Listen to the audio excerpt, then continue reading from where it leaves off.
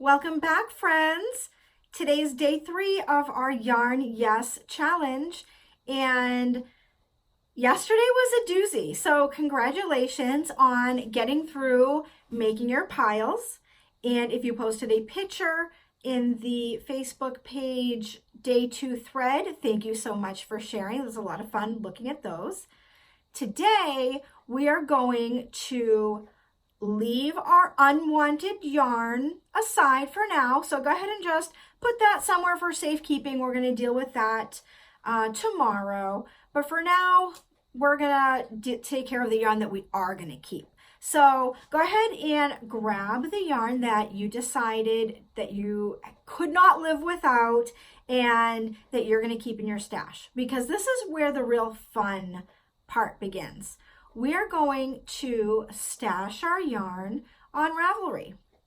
And if you don't have a Ravelry account, which I know not everybody is like super tech savvy and loves to deal with all the techie side of that, because it can be a little bit overwhelming. Now might be a good time to go ahead and sign up, because I'm going to walk you through how to do that.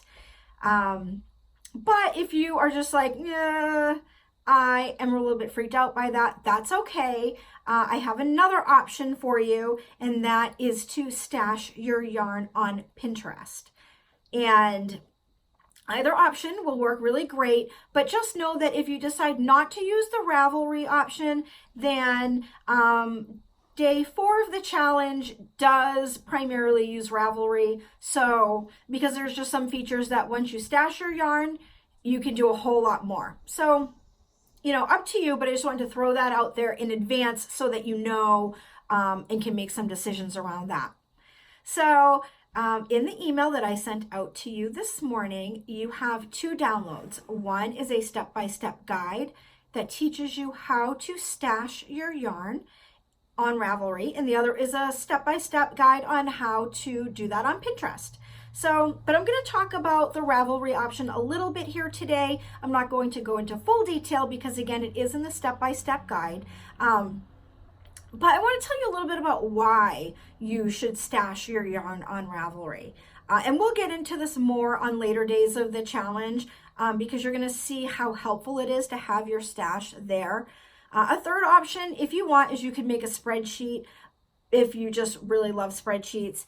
But the problem with that is you're not going to get the same benefit of pictures and, that whole visual element of seeing what you have. So I'm going to suggest strongly either using Ravelry or Pinterest to do this.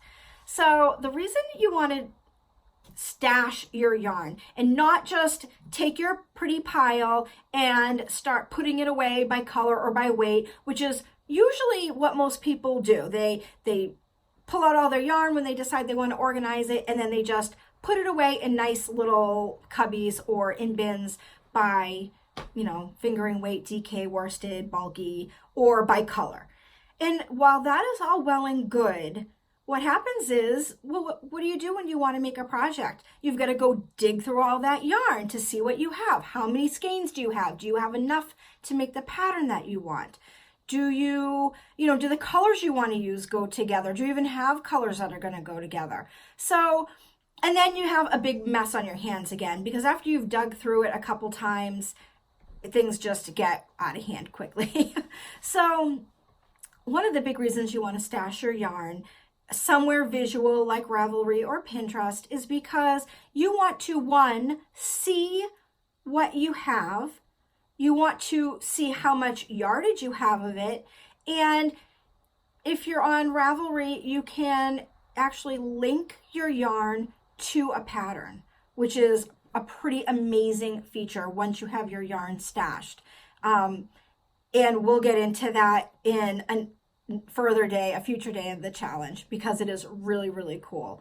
But for now, I want you to take the pile that you worked with yesterday, download the cheat sheets that I emailed to you, and go ahead and stash at least 1 skein of yarn. You don't have to do the whole pile, especially if you have a lot. It can take a little bit of time to take pictures, because you will have to take pictures of your yarn. So go ahead, take those photos, and get at least one, if you can get 5 up there, that would probably be even better, because it'll be fun to kind of see how that looks when you have a few different skeins up there. But at least this will walk you through, and so when you have time, you can sit down and do a little bit more as the weeks go on. But once you get the hang of it, and really it's very quick and easy, you will become addicted, I guarantee it. So go ahead and do that. And then I want you to hop on over once again to the Hypnotic Yarn Facebook page and post in the day 3 challenge thread a screenshot. Take a screenshot of your stash, whether you did it on Pinterest or if you did it on Ravelry. Take a screen capture and then post that picture in the thread so that we can see that you have some stashed yarn, and we can all cheer each other on as we do that. So that is it for now, and happy stashing. I will see you tomorrow.